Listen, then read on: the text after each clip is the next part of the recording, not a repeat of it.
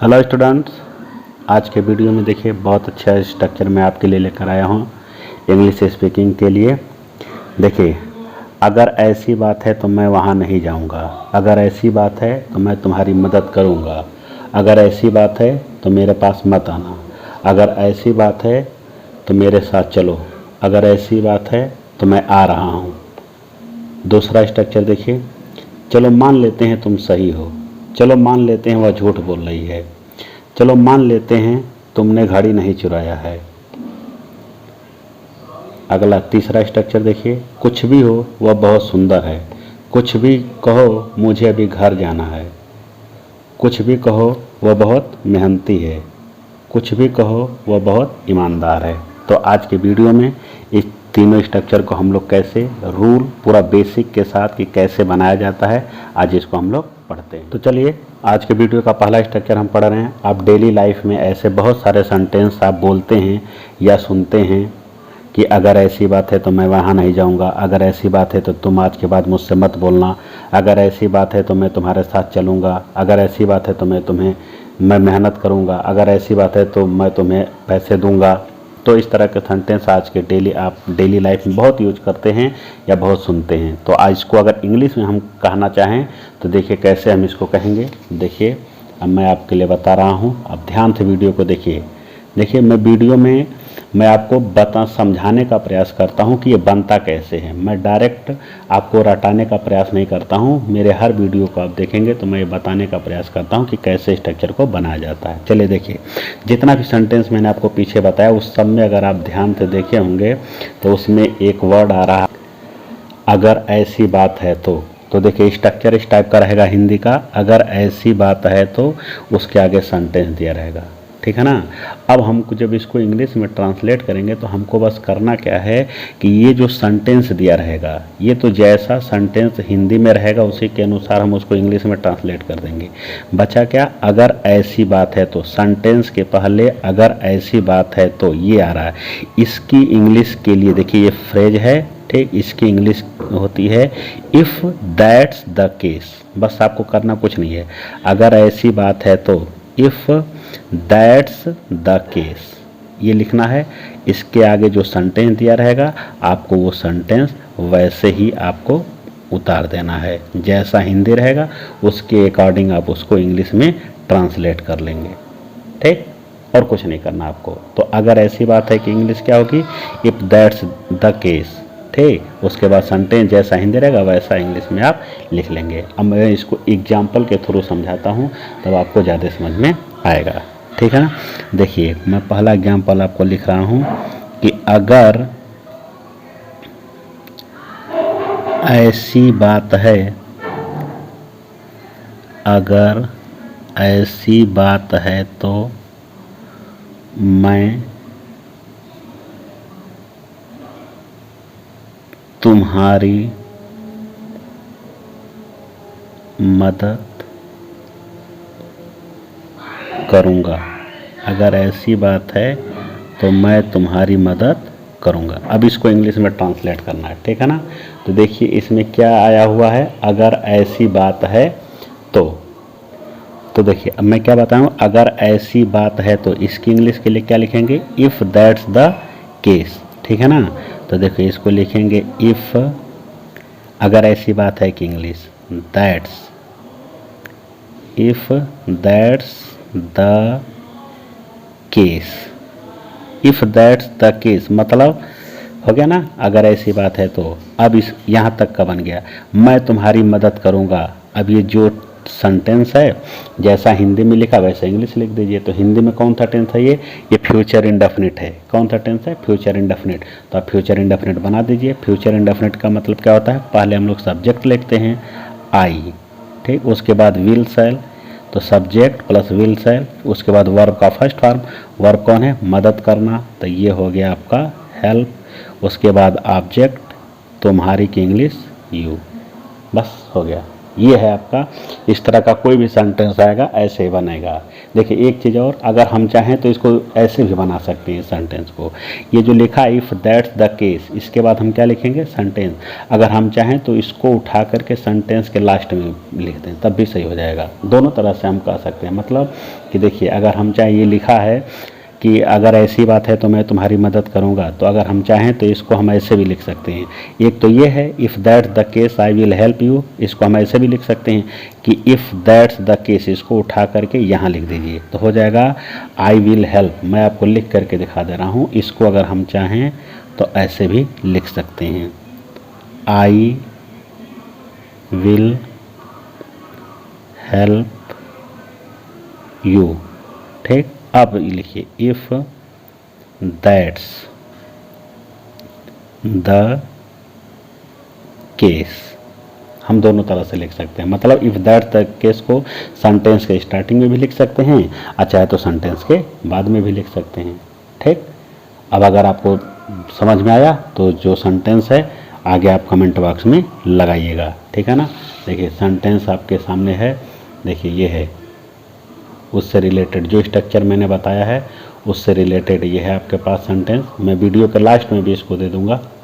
ठीक है ना। चलिए अब दूसरा स्ट्रक्चर हम लोग आज के वीडियो का पढ़ते हैं। दूसरा स्ट्रक्चर में क्या है कि इसमें आएगा चलो मान लेते हैं तुम सही हो। चलो मान लेते हैं कि वह झूठ बोल रही है। ठीक है, चलो मान लेते हैं कि तुमने घड़ी नहीं चुराया है। इस टाइप का सेंटेंस को भी हम लोग डेली लाइफ में बहुत सुनते हैं, बहुत यूज करते हैं। तो इसको हम लोग इंग्लिश में कैसे बनाएंगे, आइए हम लोग उसको देखते हैं। तो चलिए वीडियो का दूसरा स्ट्रक्चर जो बता रहे थे, इसमें आ रहा है कि चलो मान लेते हैं, चलो मान लेते हैं आएगा ऐसे। इसके आगे कोई सेंटेंस आपको दिया रहेगा। ये हिंदी के सेंटेंस का स्ट्रक्चर है। क्या आएगा, चलो मान लेते हैं, उसके आगे कोई सेंटेंस दिया रहेगा। जब हम इसको इंग्लिश बनाते हैं, चलो मान लेते हैं, ठीक है ना, तो देखिए इसकी इंग्लिश के लिए क्या लिखते हैं, चलो मान लेते हैं, लेट्स से दैट, हो गया। चलो मान लेते हैं, जैसे इस तरह का सेंटेंस आता है, चलो मान लेते हैं तुम ईमानदार हो, चलो मान लेते हैं मैंने घड़ी नहीं चुराया, तो चलो मान लेते हैं कि मैंने घड़ी नहीं चुराया, चलो मान लेते हैं कि वह बहुत सुंदर है। तो चलो मान लेते हैं के लिए लिखते हैं लेटस से, और उसकी यहाँ पे अंडरस्टूड है, उसकी इंग्लिश के लिए हम लोग दैट लिख देते हैं। दैट लगा करके इसको और इस सेंटेंस को हम लोग आपस में जोड़ते हैं। यहाँ की हो भी सकता है, नहीं भी हो सकता है, तो देखिए अंडरस्टूड है तो हम दैट इंग्लिश में उसको लिख देंगे। ठीक है ना, की इंग्लिश। और उसके बाद ये सेंटेंस जैसा रहेगा हिंदी में वैसा उसकी इंग्लिश हम लोग बना लेंगे, बस हो गया। तो सीधा सीधा आप समझिए कि चलो मान लेते हैं या चलो मान लेते हैं कि, उसकी इंग्लिश के लिए क्या लिखेंगे, लेट्स से दैट। ठीक, आगे सेंटेंस उतार देंगे। ठीक है ना। अब इसी चीज़ को हम देखिए आपको एग्जाम्पल के थ्रू समझाते हैं और अच्छा समझ में आएगा। ठीक है ना। देखिए एग्जाम्पल, चलो मान लेते हैं कि, चलो मान लेते हैं वह झूठ बोल रही है, वह झूठ बोल रही है। अब इसको इंग्लिश में आपको बनाना है। ठीक है ना। तो चलो मान लेते हैं, इसके लिए क्या लिखेंगे, लेट्स। ठीक है, ये लेटस है। लेटस में जब हम दोनों को कंबाइंड किए हैं तो यू आपका गायब हो गया है, वहीं पे हमने ये रेस्ट कामा लगा दिया है। तो लेट्स से दैट, ये हो गया चलो मान लेते हैं वह झूठ बोल रही है। अब जैसा हिंदी है वैसा इंग्लिश बनाइए। हिंदी में प्रेजेंट कंटिन्यूअस टेंस है तो इंग्लिश भी आप इसको प्रेजेंट कंटिन्यूअस बनाइए। वह झूठ बोल रही है तो सी प्रेजेंट कंटिन्यूअस, तो प्रेजेंट कंटिन्यूअस में सब्जेक्ट, उसके बाद इज एम आर, फिर वर्ब का आईएनजी, तो हो गया she is telling, she is telling. झूठ की इंग्लिश ए लाई। हम चाहें तो सी इज लाइंग भी लिख सकते हैं। ठीक है ना। ये हो गया आपका आज वीडियो का दूसरा स्ट्रक्चर। ठीक है ना। अब इसका देखिए इससे रिलेटेड सेंटेंस ये है, आप चाहें तो इसको कमेंट बॉक्स में लिखिए, समझिए आप। चलो मान लेते हैं तुम सही है, चलो मान लेते हैं वह झूठ बोले, चलो मान लेते हैं तुमने घड़ी नहीं चुराया है। ठीक है, चलिए अब आज की वीडियो का तीसरा स्ट्रक्चर और लास्ट स्ट्रक्चर। कुछ भी कहो वह बहुत सुंदर है, कुछ भी कहो मुझे अभी घर जाना है, कुछ भी कहो वह बहुत मेहनती है, कुछ भी कहो वह बहुत ईमानदार है। तो इस टाइप का कोई भी सेंटेंस जिसमें कुछ भी कहो शब्द आता है उसको हम लोग इंग्लिश में कैसे ट्रांसलेट करते हैं। ये डेली लाइफ में बहुत यूज होता है और हम लोग खुद यूज करते हैं या हमको सुनने में मिलता है। चलिए देखिए ये आज के वीडियो का तीसरा और लास्ट स्ट्रक्चर जिसमें आएगा कुछ भी कहो, कुछ भी कहो, कुछ भी कहो और इसके आगे आएगा आपका कोई सेंटेंस दिया रहेगा। हिंदी के वाक्य का ऐसे स्ट्रक्चर रहेगा, कुछ भी कहो आगे कोई सेंटेंस रहेगा।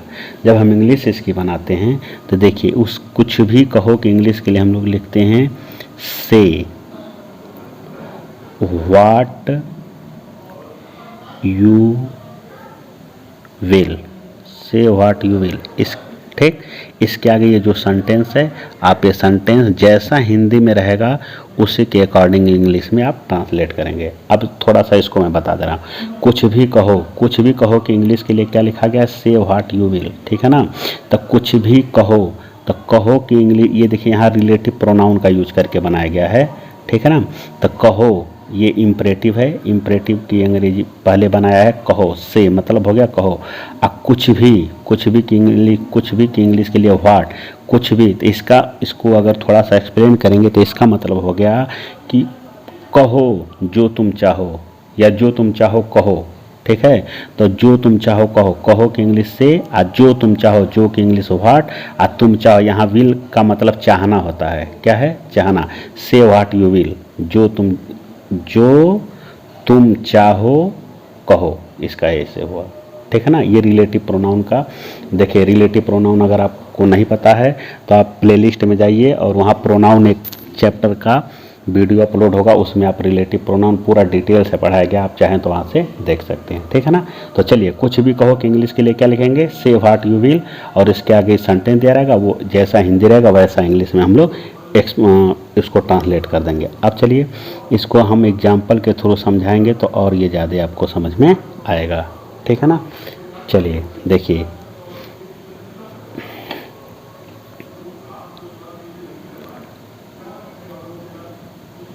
कुछ भी कहो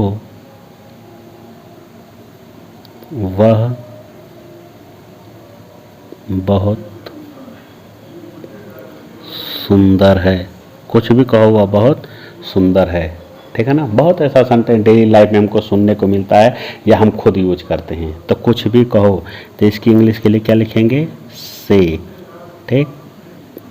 व्हाट यू विल, यहाँ विल का मतलब गागेनी नहीं है, विल माने चाहना भी होता है, ठीक है।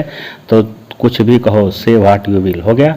अब इसके आगे क्या बचा, सेंटेंस, वह बहुत सुंदर है। अब जैसा हिंदी में लिखा है वैसे इंग्लिश बनाइए। तो पहले लिखें वह, सब्जेक्ट सी, फिर वर्ब, इज, बहुत की इंग्लिश हो गई वेरी, ब्यूटीफुल।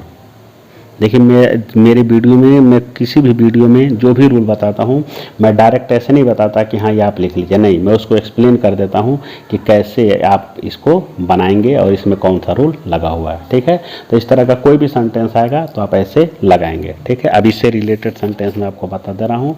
चलिए देखिए, अगर उम्मीद करता हूँ कि वीडियो आपको बहुत अच्छा लगा होगा, और अगर अच्छा लगा तो वीडियो को आप लाइक करिए, कमेंट करिए और इसको ज़्यादा से ज़्यादा शेयर करिए, ठीक है। अगर आप चैनल पहली बार देख रहे हैं तो इसको चैनल को सब्सक्राइब भी कर लीजिए, ठीक है ना। देखिए ये आपकी वीडियो से रिलेटेड आज का सेंटेंस है, इसको आप इंग्लिश में बनाइए और अपने से खूब प्रैक्टिस करिए, अपने से आप सेंटेंस बनाइए और उसको इंग्लिश में ट्रांसलेट करते रहिए, ठीक है।